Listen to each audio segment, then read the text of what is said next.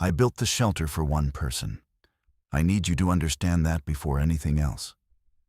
Every calculation, every cubic foot of air, every calorie stored in vacuum-sealed mylar, it was arithmetic for a single body.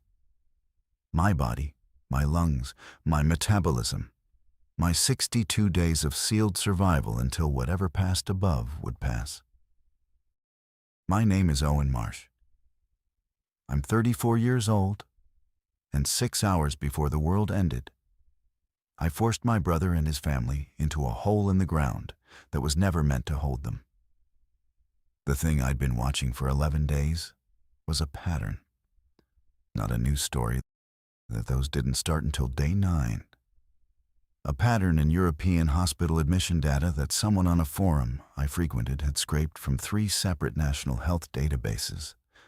Anomalous neurological presentations, motor function deterioration followed by cardiac arrest, followed by, and this is the part that kept me awake, spontaneous resumption of ambulatory movement post-mortem.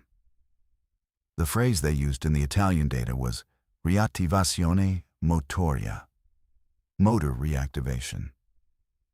By day 7, I'd stopped going to work. By day 9, when BBC ran the first story about unusual post-mortem reflexes in Lombardy, I'd already moved my go-bag from the apartment to the site.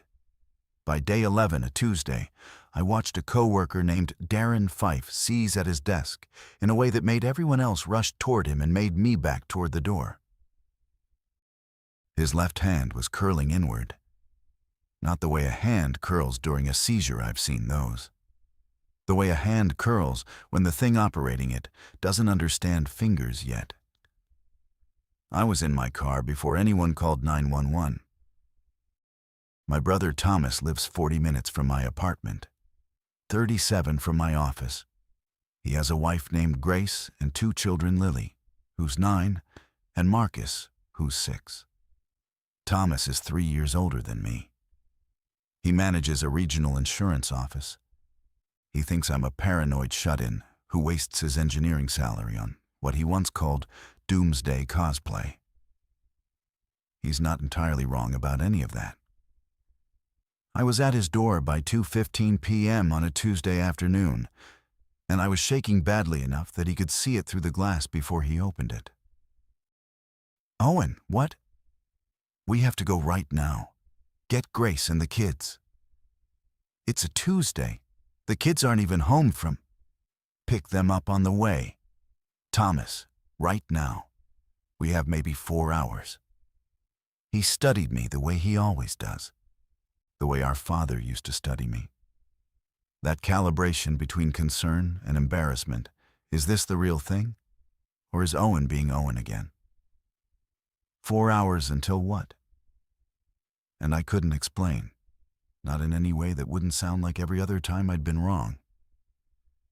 The water contamination I was certain about in 2019. The grid failure I predicted in 2021. The supply chain collapse I swore was imminent in 2022. I'd spent every credibility chip I ever had with Thomas across a decade of false alarms. And now, standing on his porch with Darren Fife's curling hand behind my eyes, I had nothing left to spend. So I told him the truth, the only truth that would work. "I'm scared, Thomas. I've never been this scared. And if I'm wrong, I'll never ask you for anything again. I'll sell the shelter. I'll see someone, whatever you want.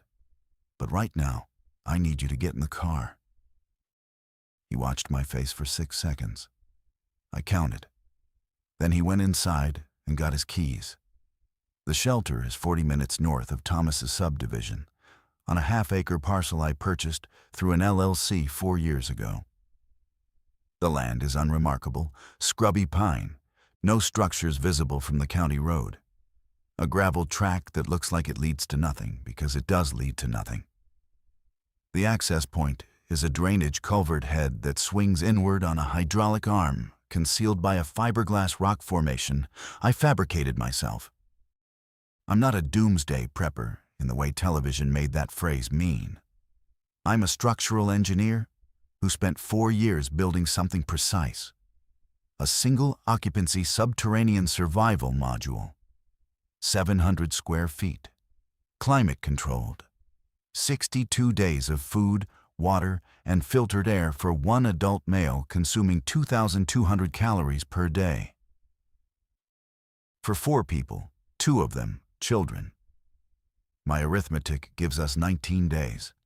Maybe 22 if I cut my own intake to 1,400, which I can sustain for about 10 days before cognitive impairment begins affecting my judgment.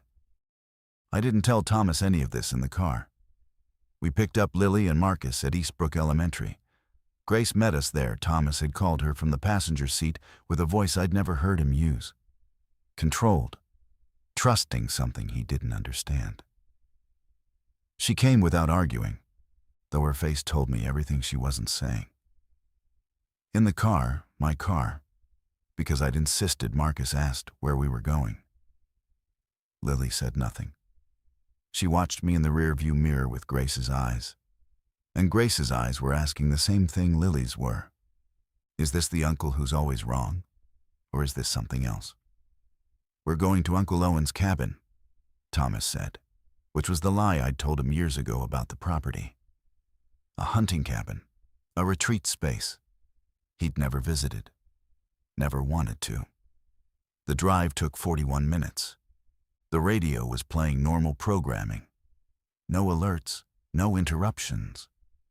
I could feel Thomas's doubt reconsolidating with every mile of unchanged normalcy. Owen, he said when we turned onto the county road. If there's nothing, then there's nothing, and you can leave whenever you want. We'll leave tonight. If it's nothing, yes. The culvert entrance confused him. The interior confused him more. 700 square feet is generous for one person. For 4 with supplies stacked along every wall in a system optimized for single-body navigation. It felt like being packed into the wrong box. Grace stood in the center of the main space and turned a slow circle. She's an intelligent woman, a paralegal. She can read a room faster than anyone I've known. And what she read in this room was 1 bed, 1 chair, 1 set of dishes, 1 everything. Owen, she said. Who was this built for? Me. Just you? Yes. The silence that followed contained the entire history of my relationship with my brother. Every Christmas I'd left early. Every invitation I'd declined. Every year of distance I'd maintained with surgical precision, not because I didn't love them, but because the shelter was for one. And loving people you can't save is an arithmetic I'd chosen not to perform. Thomas was staring at the single cot, 62 inches wide, exactly the width of my shoulders, plus 4 inches of clearance.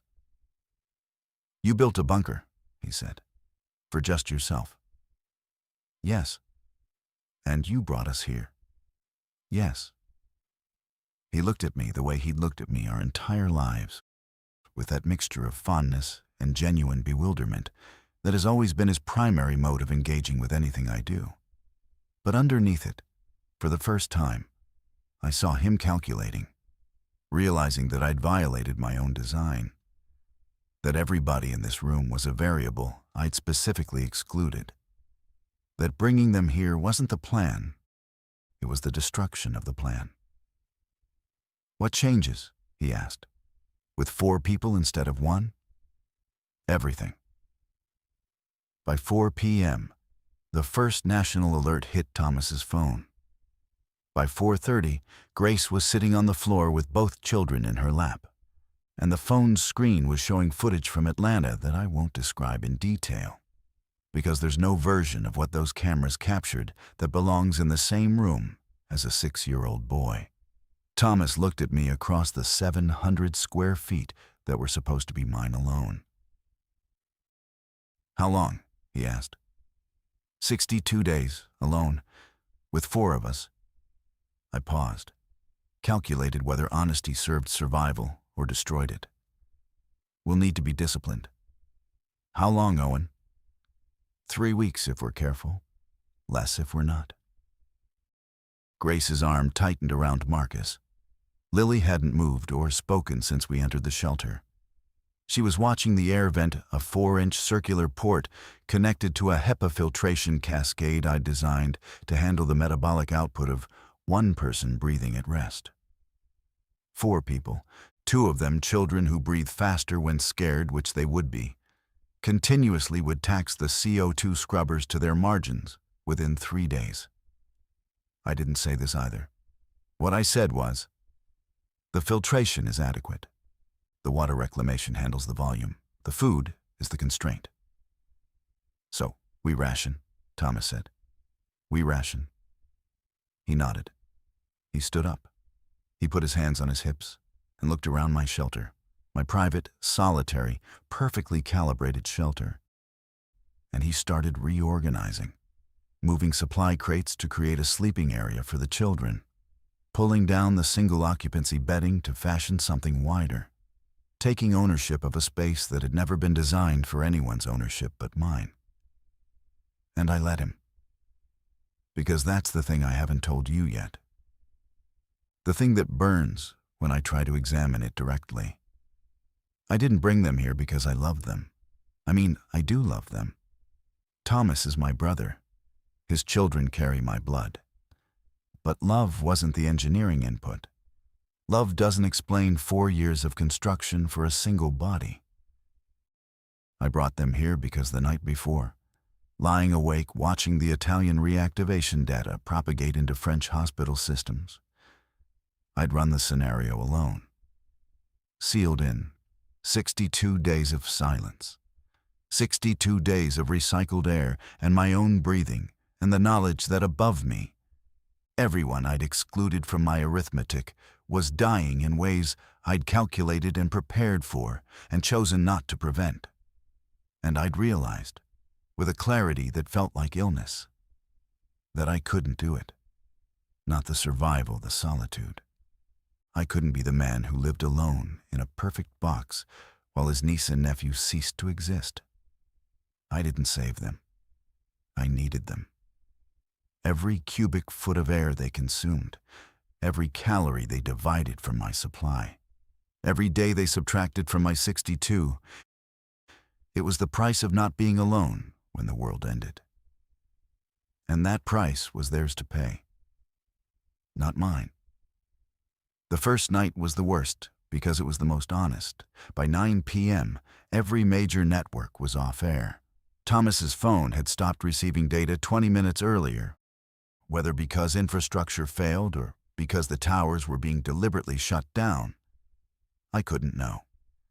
The last thing we'd seen was a FEMA graphic that said, "Shelter in place," in white letters on a red field repeated in Spanish below. Marcus fell asleep at 7:30.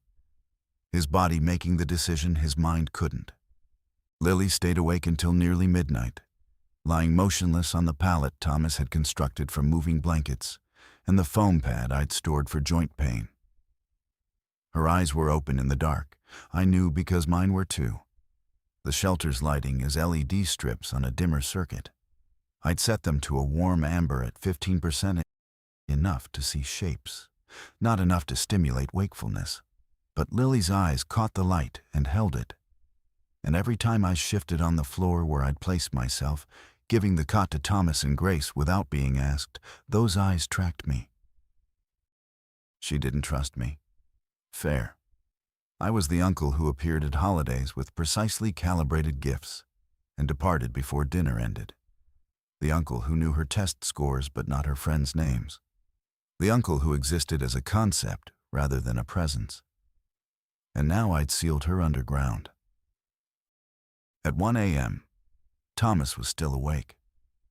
I could tell by his breathing a pattern I remembered from childhood. From the shared bedroom in our parents' house where his insomnia and my nightmares had kept us both conscious through 100 school nights. "Owen," barely whispered. "Yeah. The air. Is it actually fine?" He'd noticed. The CO2 concentration had risen enough that I could feel the faint headache beginning behind my eyes, a sensation I'd calibrated to recognize during my testing weekends. At current load, the scrubbers were running 18% above design capacity. It's manageable. I'll adjust the fan speed in the morning. That's not what I asked. It's fine, Thomas. A pause. Then, you said this was built for one person. It was. So, everything in here, the air, the water, the food, it's all calculated for one. Yes. And you brought 4. I didn't answer immediately. In the dark, with his children breathing the air my system was struggling to process, the truth felt simultaneously necessary and impossible. I had to make a choice, I said. Between what? Between dying alone in a perfect system and dying together in a broken one.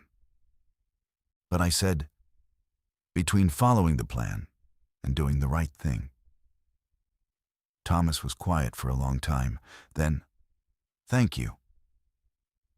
The word landed like a weight I couldn't set down.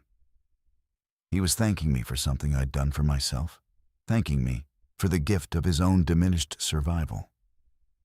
And I accepted it in the dark because correcting him, explaining that his gratitude was misplaced, that his presence here was purchased, not given, that every breath his children drew was currency I'd spent to buy myself company, would have been a cruelty I couldn't justify with honesty.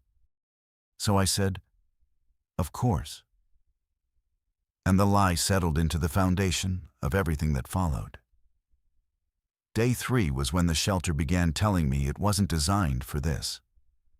The gray water tank, a 40-gallon system designed to process one person's hygiene and wastewater for recirculation, hit capacity 8 hours ahead of schedule. The smell wasn't dramatic, but it was present. A biological reminder that 4 metabolisms were generating what one was meant to. Marcus needed the toilet every 2 hours. He was anxious, and his anxiety expressed itself in his gut. Grace handled this with a patient efficiency that made me feel for the first time the genuine weight of what a parent carries. She never showed frustration, never let Marcus feel that his body was the problem. But every flush pulled from the fresh water reserve, and every gallon that moved from fresh to gray compressed our timeline by hours I couldn't recover. I spent the morning recalculating. Not for the first time. I'd been running numbers since we sealed the door.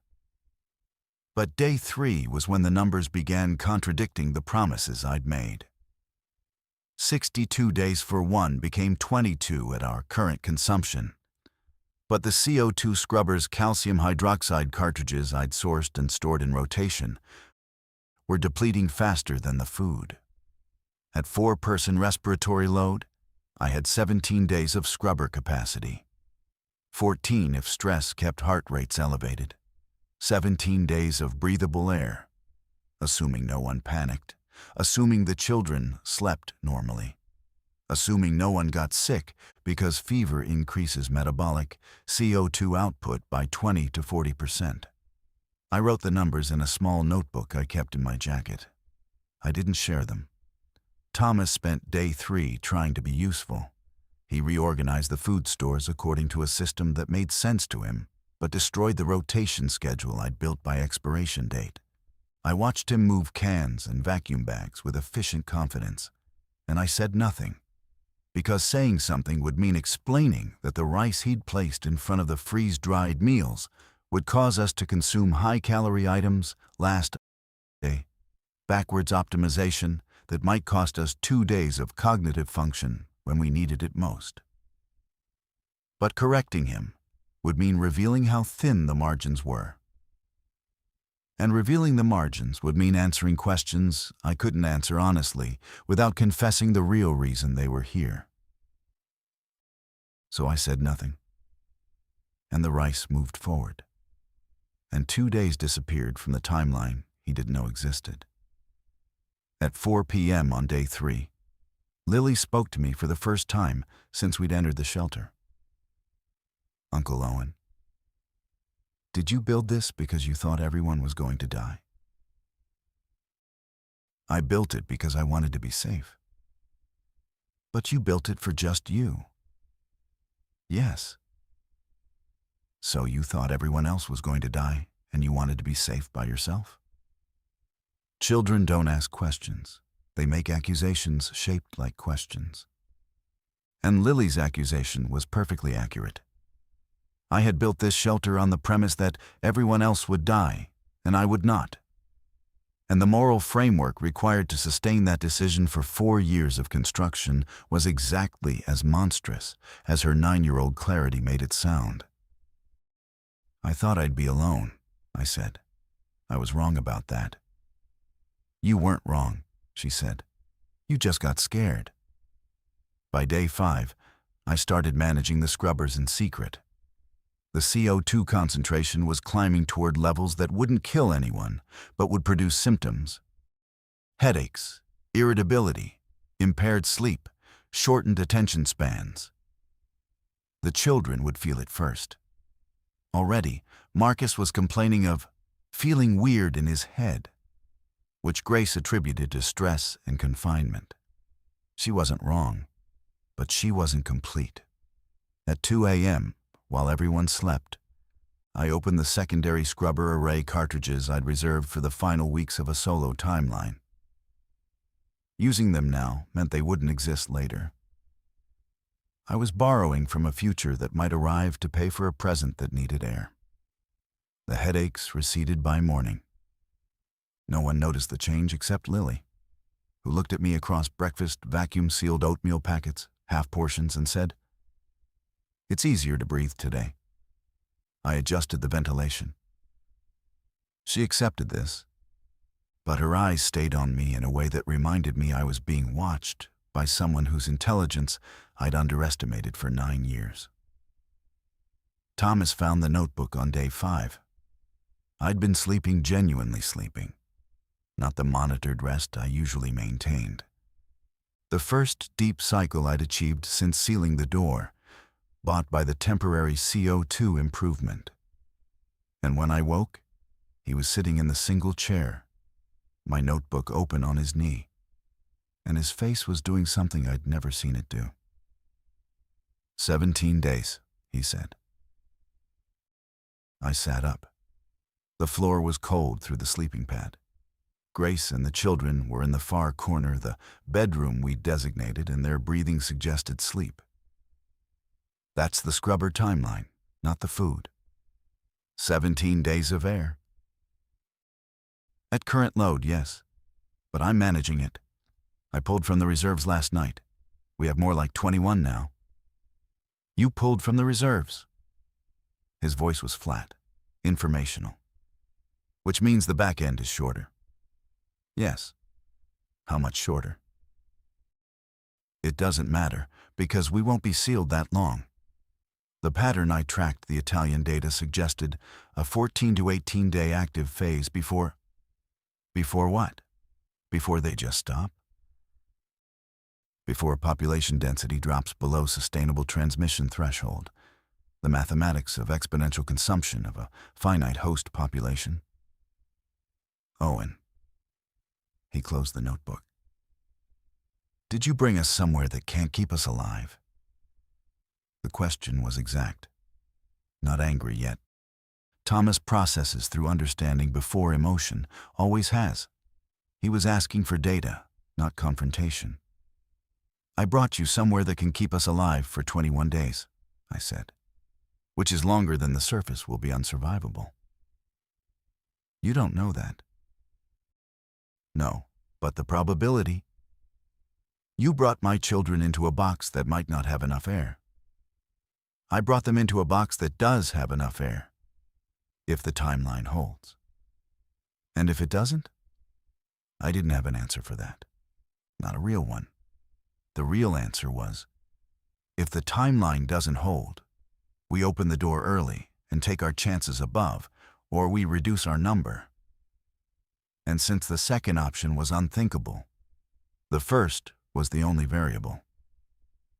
Thomas set the notebook on the floor beside the chair.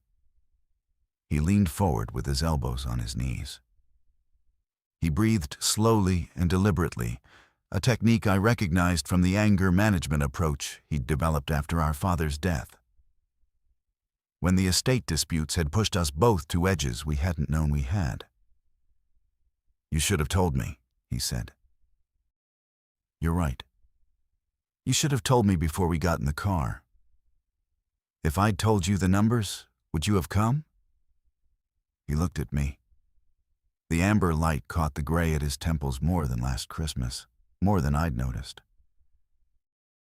"I don't know," he said. "I couldn't risk that. That wasn't your call to make." But it was. That's the thing. It was my call because it was my shelter, my numbers, my 4 years of solitary construction. And the reason I didn't tell him, the reason I couldn't, wasn't because I feared he'd refuse. It was because if he refused, I'd have to go underground alone. And I'd already proven to myself, in the dark honesty of that final night above ground, that alone was the one thing my system couldn't sustain. I needed him more than he needed me. And he could never know that. Day. Outbreak brought the first sound from above. The shelter's audio monitoring is passive. A single condenser microphone embedded in the fiberglass rock formation above the entrance, feeding through a wire to a small speaker I'd mounted near the ventilation panel. I'd included it as an intelligence-gathering tool, a way to know when the surface was safe enough to emerge.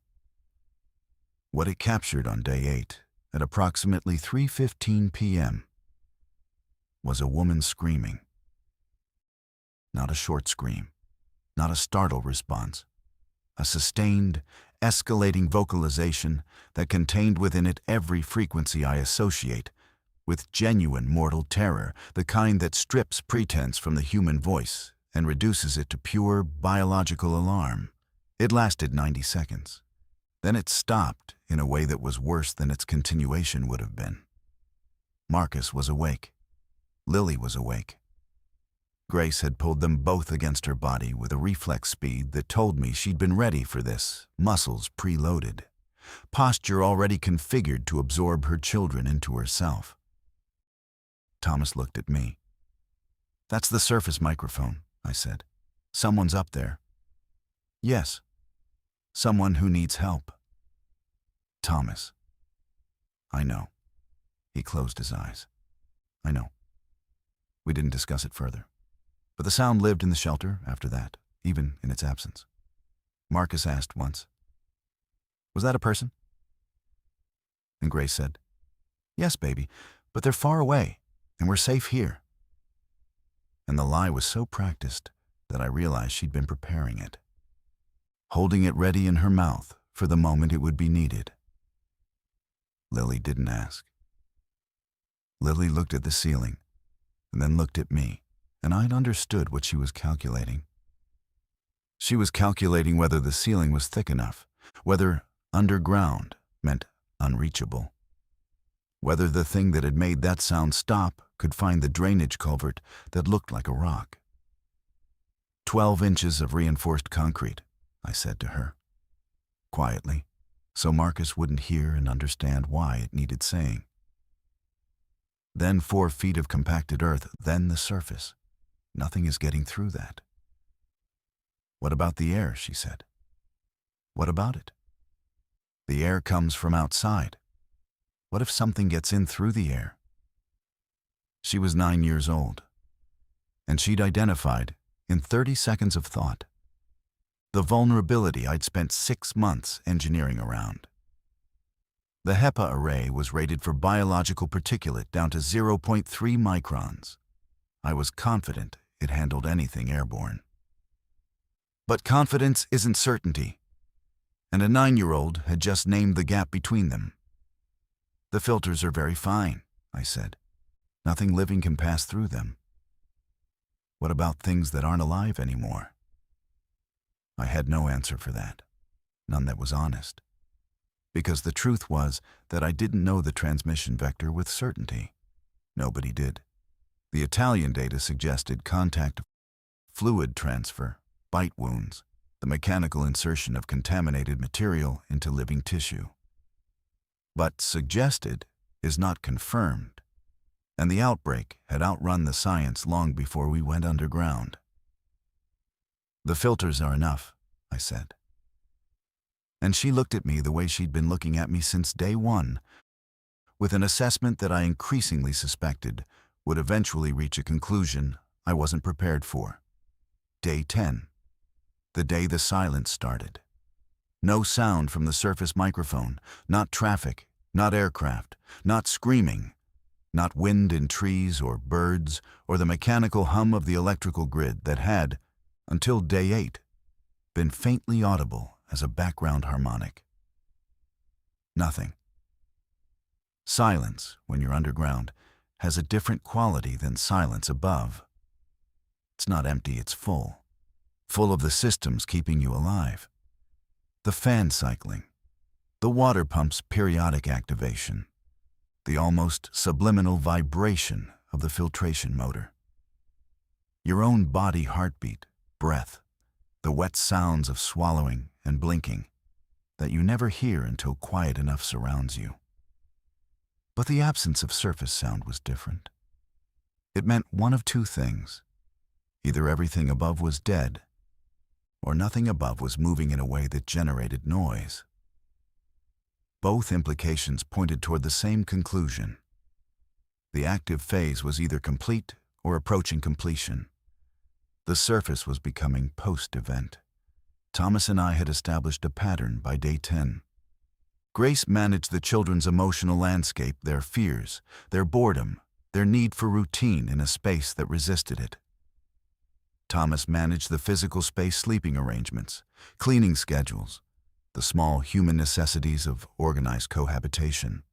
And I managed the systems, the things that kept us alive, the things I couldn't share because sharing them meant sharing the numbers. And the numbers were no longer 17 or 21. They were 12. 12 days of scrubber capacity at current load. I'd been breathing shallowly since day 6, deliberately limiting my respiratory volume to reduce my CO2 contribution. The technique was working. I could feel it in the lightheadedness that accompanied standing, the gray edges that crept into my vision when I moved too quickly. I was slowly hypoxiating myself to extend the group's timeline. Thomas hadn't noticed. Grace hadn't noticed. Lily noticed. "You breathe funny," she said on day 10, sitting beside me while I checked the filtration gauges. Her voice was conversational, observational, like she was noting the color of my shirt. "Funny how?" "Small, like you're trying not to use the air." "I'm just relaxed." "You're not relaxed. You're the least relaxed person here." This was true. I'd lost weight I couldn't afford to lose. The half rations I'd assigned myself were compounding with the metabolic cost of restricted breathing. My hands had developed a fine tremor by day 9. I'd attributed it to caffeine withdrawal, which was real but insufficient as a complete explanation. "I'm managing the systems," I said. "It takes concentration." "You're managing them with your breathing?" "Lily." "Okay." She pulled her knees up, 9 years old, angular and watchful, with Thomas's jaw and Grace's unforgiving eyes. "Uncle Owen?" "Yeah?" "Is this bunker going to kill you?" The question arrived without warning, delivered in the same conversational register she'd used to ask about dinner. And it contained within it an understanding I hadn't credited her with, that the sacrifice I was making wasn't abstract, that the air I wasn't breathing and the food I wasn't eating had a destination. And that destination was her and Marcus and Thomas and Grace. And the cost was being withdrawn from a single account, mine. "No," I said. "You're lying. I'm managing." "You're lying and managing," Both. She stood up and walked to where Thomas was reading a paperback by LED Light, one of 3 novels I'd stored for psychological maintenance during solo containment. She didn't say anything to him. She just sat beside him and leaned against his arm. And her eyes came back to me across the 700 square feet, and they said, "I'm watching. I know what you're doing. And I haven't decided yet whether to tell." Day 12. The inflection point. I woke at 4 a.m. to a headache that split my skull from temple to temple. CO2. Not marginal genuine. The scrubber array was approaching saturation. I could feel it in the thickness of my thoughts, the way my vision wouldn't quite focus, the nausea sitting low in my stomach like a stone. I checked the cartridges. 3 remaining. At current absorption rate, each would last approximately 36 hours. 108 hours total. 4.5 days. 4.5 days of air. The food situation was more forgiving. We had 9 days of food at current ration levels. The water reclamation was stable. But air. Air was the wall we were approaching at a speed I couldn't slow, without reducing the number of lungs in the room. I sat with this knowledge for an hour. Alone in the amber half-light, listening to 4 people breathe the air that was running out because I'd needed them here. Because my fear of solitude had overridden my engineering. And now the engineering was delivering its judgment. 3 options. 1. Open the door early. Surface conditions unknown. Possible immediate death. Possible survival if the active phase has ended. No way to confirm without exposure. 2. Continue rationing and hope the math was wrong. It wasn't. I triple-checked. The math wasn't wrong. 3. Reduce respiratory load. 1 person leaves. 1 person goes above so that 4 can continue below. Option 3 had an obvious candidate. The person whose presence was least essential to the children's survival. The person who'd created the situation. The person whose body was already operating at deficit, who was already dying slowly of the solution he'd imposed on himself. Me. I could go above. 12 days in. The surface microphone had been silent for 2 days. If the active phase followed the pattern I'd modeled, the density was low enough now that a single person moving carefully might survive. Might find other air sources, buildings, vehicles, any unsealed space with natural ventilation. Might scout the area and return with information about surface conditions. Might find that the world above was survivable and come back and open the door from the outside and lead them out. Or might not come back at all. And they'd stay sealed, with 4.5 days of air, waiting for a knock that wouldn't come. I was still sitting with this when Thomas woke at 5:30. He looked at me across the room and knew immediately that something had changed. Brothers share a frequency below language, a tonal recognition of crisis that bypasses words. He stood up carefully, leaving Grace asleep, and crossed to where I sat. "Tell me," he said. 4.5 days of air. He absorbed it. His jaw tightened. His hands went to his hips, that gesture again, the one that means he's restructuring his internal model. "What are the options?" I told him. "All 3, including the 3rd, including the obvious candidate." He was quiet for a long time. "No," he said. "Thomas, no, you don't get to do that. It's my shelter, my mistake, It's your shelter, and you put us in it, and you don't get to leave us locked in a box without you. That's not..." He stopped, breathed. "That's not a solution, Owen. That's a vanishing act dressed up as sacrifice. The air." Then we all go up, together. Day 14, 2 days from now. We use the time to prepare. We pack what we can carry, and we surface as a group. And if it's not safe, Then we deal with it together, the way families deal with things. I wanted to argue. The engineer in me, the one who designed this space for solitary optimization, wanted to explain that his plan was suboptimal. That dispersed risk was worse than concentrated risk. That one person scouting was a smaller gamble than 4 people emerging blind. But the truth beneath the engineering was simpler. I didn't want to go alone. I'd built this shelter to avoid dying alone, and I'd filled it with people to avoid surviving alone. And now, faced with the prospect of ascending alone into a dead world, the fear was exactly what it had been on day 0.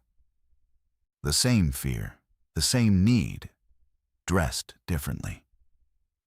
Together, I said. Because that was always the only word I knew how to say, even when I dressed it in engineering. Day 14. 6 a.m., everything packed that could be carried by 4 people, 2 of them children. The preparation had occupied the previous 48 hours, with a focus that displaced fear. Grace had organized the food into 4 packs, lightweight, calorie-dense, distributed so that losing any single pack wouldn't be catastrophic. Thomas had studied the surface microphone data with me, confirming 48 continuous hours of silence. I'd briefed them all, including Lily, including Marcus, on what we might encounter above. Marcus understood sick people who can't think anymore. Lily understood more than I'd told her, which was evident in the way she'd packed her own bag, water, food, the small flashlight I'd given her on day 3, and the multi-tool from my workbench, which she'd taken without asking and which I pretended not to notice. The door mechanism is hydraulic. Quiet by design, I hadn't wanted the entry or exit of a solo operator to generate noise.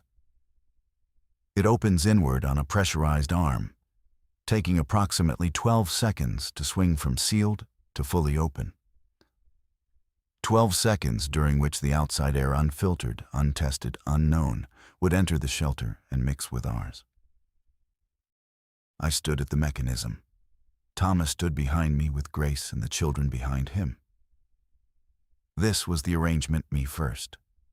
The architect of their containment, now the first body through the door. If something's wrong, I said.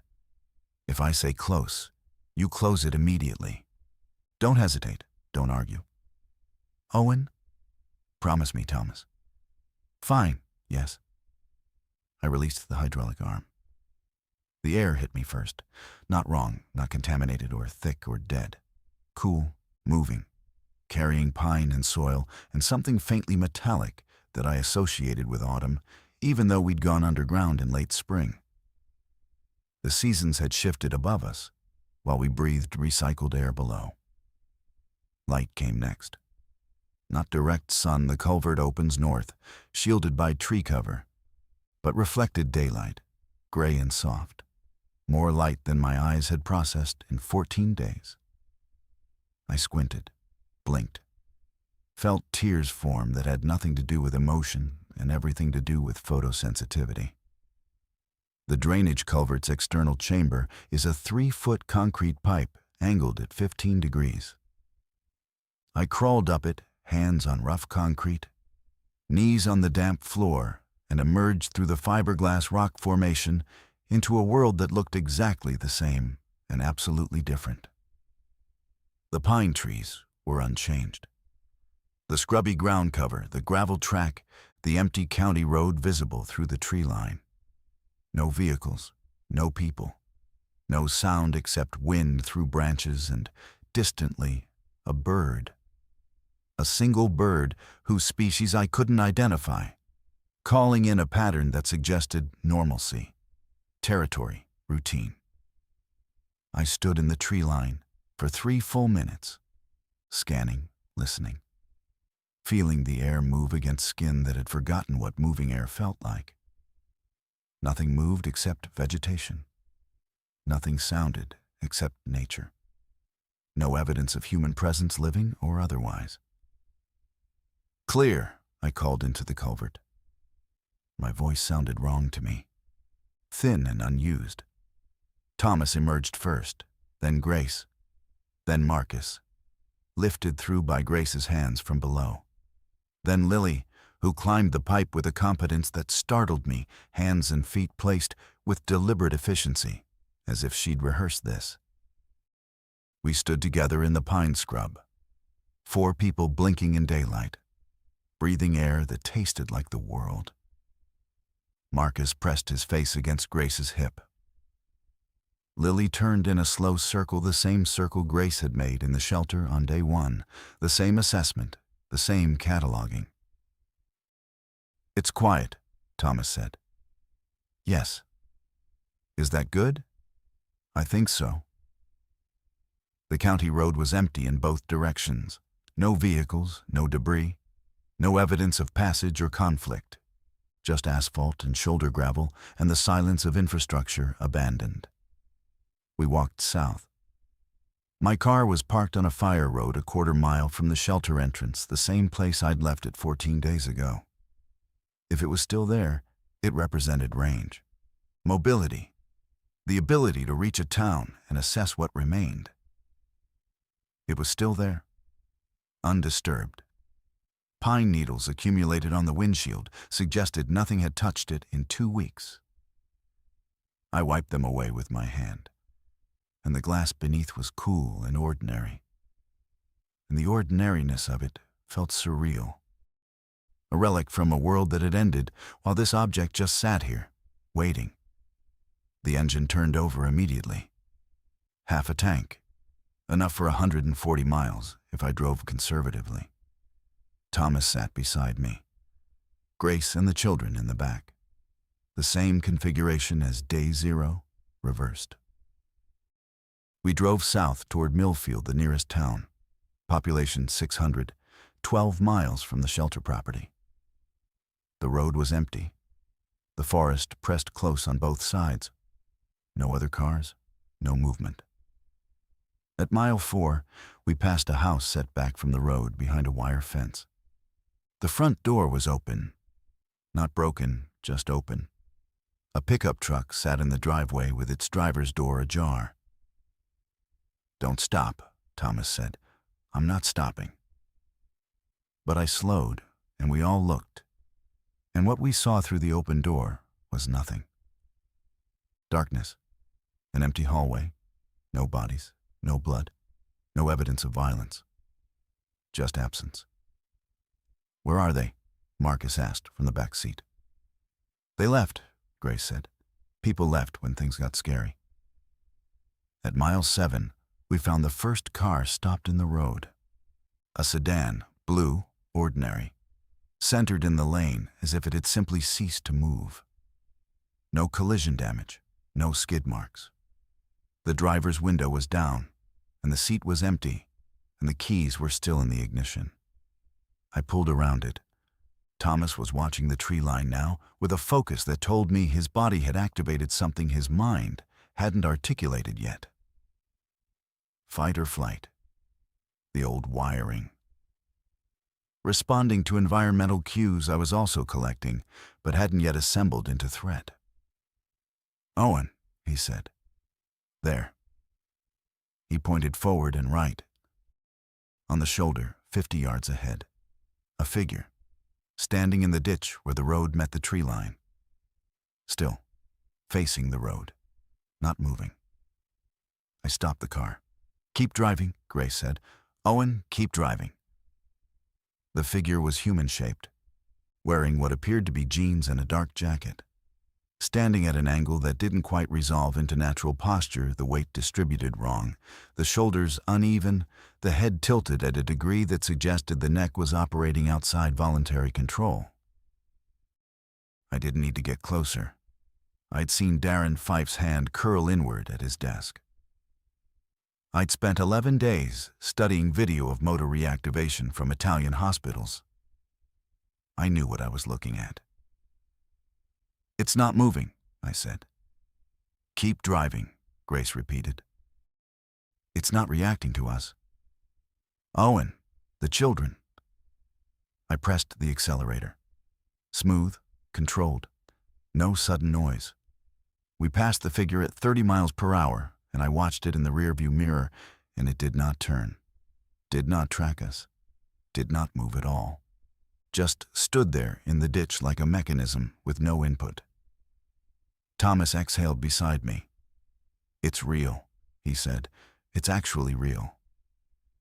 14 days underground, and some part of him had still been hoping I was wrong, that my pattern recognition was flawed, that we'd surface and find a world that had continued normally without us, and I'd be Owen again, the brother who cried wolf, the doomsday cosplayer, the family embarrassment. "I'm sorry," I said. Don't be sorry for being right." "I'm not sorry for being right. I'm sorry for what being right cost." Millfield was empty. Not destroyed, not burned, not the post-apocalyptic devastation of popular imagination. Just empty. Doors open, cars parked. The gas station with its pumps still standing, its lights off, its interior dark. The feed store with a closed sign that might have been placed there 14 days ago or 14 years ago. The elementary school with its chain-link fence and its parking lot containing 3 vehicles, one with a booster seat visible through the rear window. No people, no bodies, no infected. The absence was harder than presence would have been. Bodies would tell a story. Destruction would provide narrative. But this calm, clean evacuation of all human presence told me nothing except that everyone had gone somewhere, and that somewhere was not here. Thomas wanted to stop. Supplies, information, signs of organized response. I understood the logic, but I was watching the shadows between buildings, the alleys, the interiors of open doorways. The single figure in the ditch had been motionless, but the Italian data had included documentation of stimulus-responsive reactivation. Sound, movement, proximity triggers that converted dormancy into pursuit. 5 minutes, I said. The gas station. We take what we can carry and we keep moving. Where are we moving to? South, toward population centers, toward whatever organized response exists. How do you know there is one? Because the military exists. Because continuity of government protocols exist. Because someone, somewhere, is running something. We just have to find it. This was hope, not knowledge. But hope shaped as logic is more durable than hope confessed as desperation. And Thomas needed durable things. The gas station yielded water, snack food, a paper map of the county, and a battery-powered radio that Grace found behind the register. I turned it on and scanned frequencies, while Thomas loaded supplies into the car, and Grace kept the children close. Static, static, static. Then, at 98.3 FM, a looped recording. A male voice, flat and professional, repeating every 60 seconds. Emergency management services are operational at the Clearfield County Fairgrounds. Proceed south on Route 219. Services include medical, shelter, and family reunification. Emergency management services are operational at the... Thomas appeared beside me. We both listened to the loop complete twice. Clearfield County Fairgrounds, he said. How far? I checked the map. 46 miles south. We have enough gas? Barely. Then let's go. I looked at him.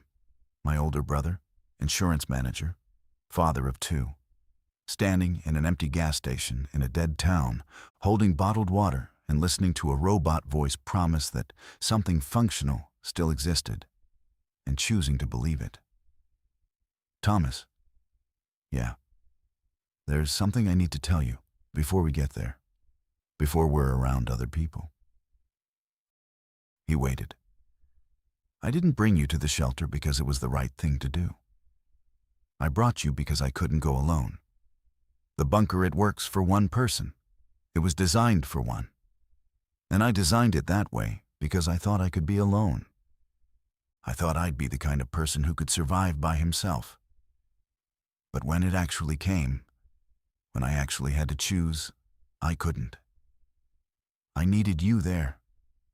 Not for your sake, for mine. The silence extended. A bird somewhere. The hum of nothing. I know, Thomas said. You? Owen.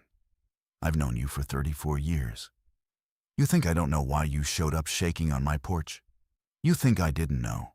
The second I saw that single bed and single chair and single everything, exactly what you'd done?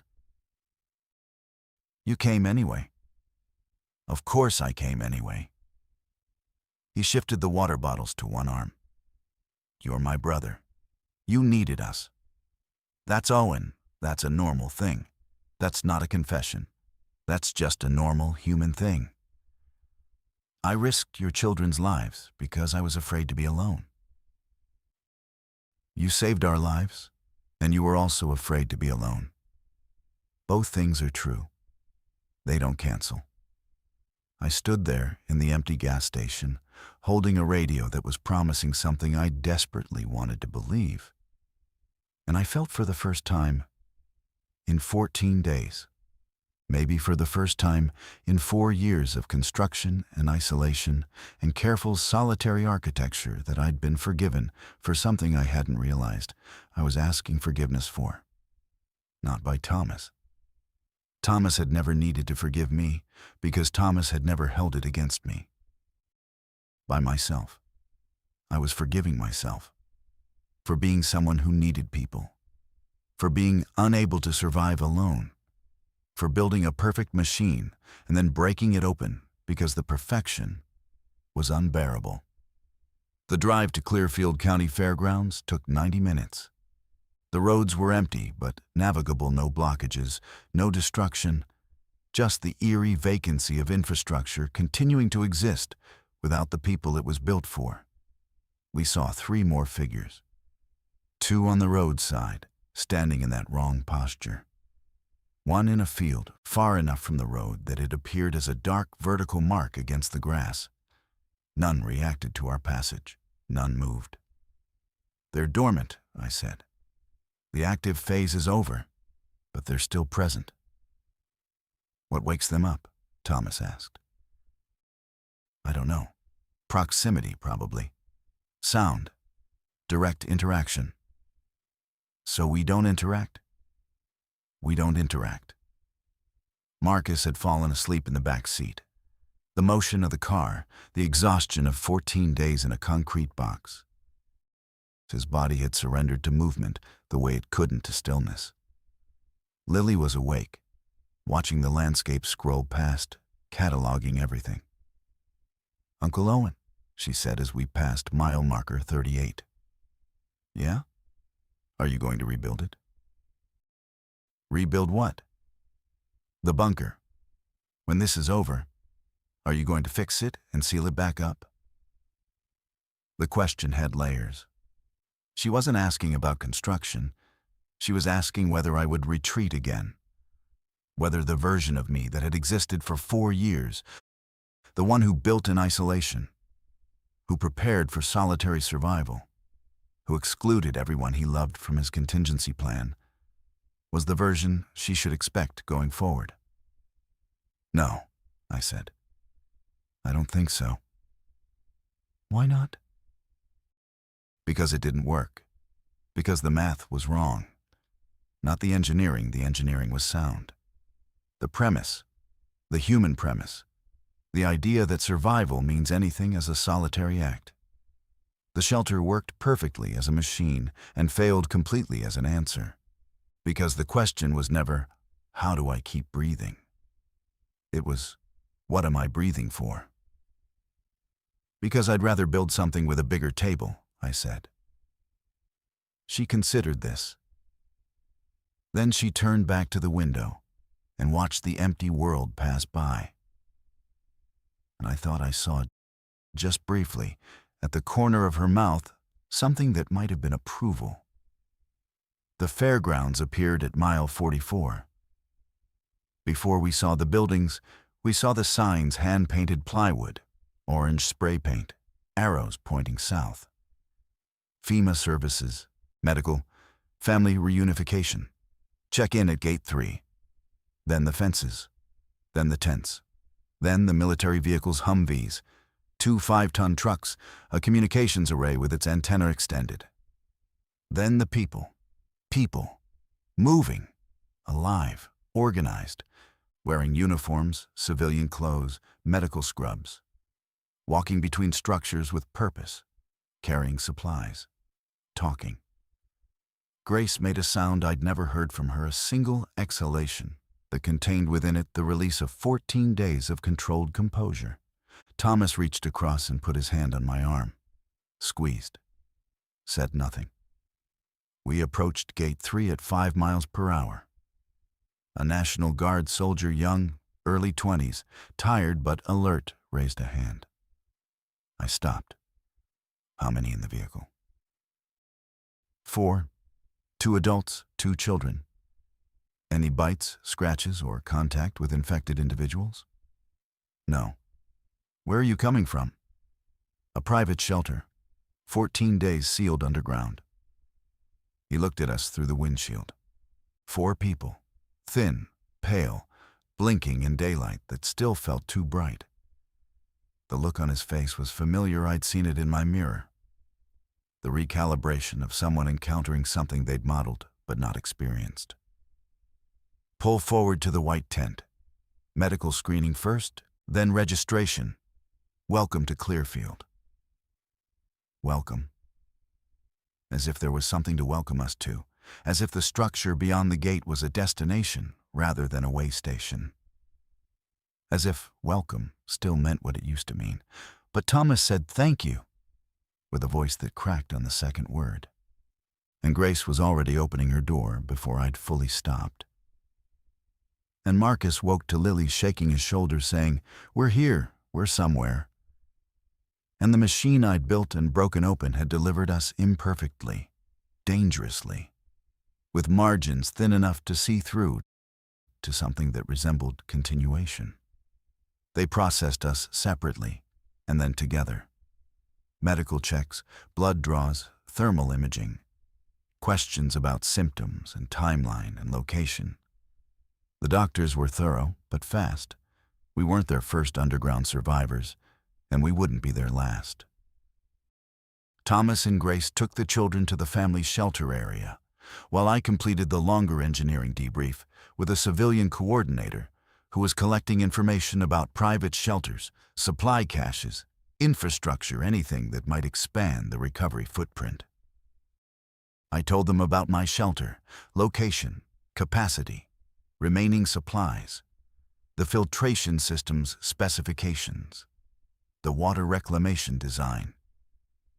I gave them everything: coordinates, access codes, the hydraulic release mechanism's manual override. I gave them the machine I'd spent 4 years building in secret, alone. It didn't feel like loss. It felt like setting something down. The coordinator, a woman named Patricia, mid-50s, with the calm efficiency of someone who'd been managing crises long before this particular crisis, looked at my notes and said, "You built this yourself, alone?" "Yes." "For just yourself?" "That was the original intent." "But you brought your family?" "I did." She made a note. Whatever it said, I didn't ask. That evening, in the family area, a canvas tent with cots and thermal blankets and the institutional anonymity of emergency housing.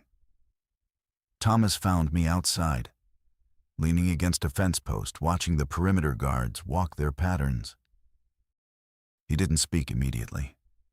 We stood together in the cooling air and listened to the compound breathe generators, voices, a child laughing somewhere in the tent rows.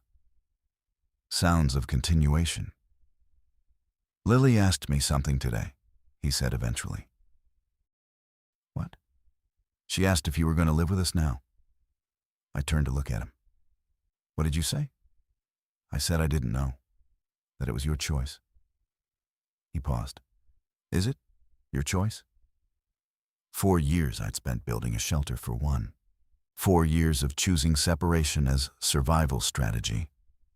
4 years of designing my life around the premise that solitude was safety and connection was vulnerability. And the arithmetic only worked if the variables were controlled and singular. And then one night of fear had collapsed all of it. One night of imagining the silence. One night of running the scenario alone and discovering that survival without witness was not survival at all. It was just metabolism persisting in the absence of meaning. "I'd like to," I said. If you'd want." "Owen." He turned to face me fully. "You built a box in the ground to not die alone. You drove to my house and made me get in a car because you couldn't be by yourself. You gave yourself half rations and breathed shallow for 2 weeks so my kids would have air." He shook his head. "You were already living with us. You just hadn't moved in yet." The compound generator hummed. The guards walked. Somewhere in the tent rows, Marcus was probably already asleep, and Lily was probably awake, watching, cataloging, preparing for whatever came next with the same angular intensity she'd brought to every moment of the past 14 days. "Okay," I said. "Yeah, okay." Not eloquent, not an engineering solution, not a system optimized for any variable except the most basic: proximity to the people who, inexplicably, wanted me near them. Thomas put his hand on my shoulder, squeezed once, let go. We went back inside. The shelter still exists. 12 inches of reinforced concrete, 4 feet of compacted earth, 700 square feet of precisely calibrated survival architecture. The military sent a team to recover the remaining supplies 6 days after we arrived at Clearfield. They found the scrubber cartridges I'd nearly exhausted, the depleted food stores, the single cot and single chair and single everything that told the story of a man who'd planned his life around absence. I don't think about the shelter the way I used to. It's not a masterwork anymore. It's not 4 years of purpose. It's the shape of a fear I outgrew, not through courage, but through the simple, embarrassing inability to be alone. Lily still watches me, differently now, not with the assessment of someone measuring threat, but with the curiosity of someone who's decided to understand something complicated. She asked me last week if I'd build another one. I said no. Why not?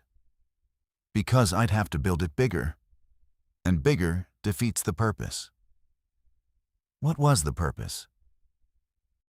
I thought about it, honestly, the way she deserved. Not dying, I said, but I got the definition wrong. She nodded. 9 years old, understood. The world is still broken. The fairgrounds are still a way station, not a home.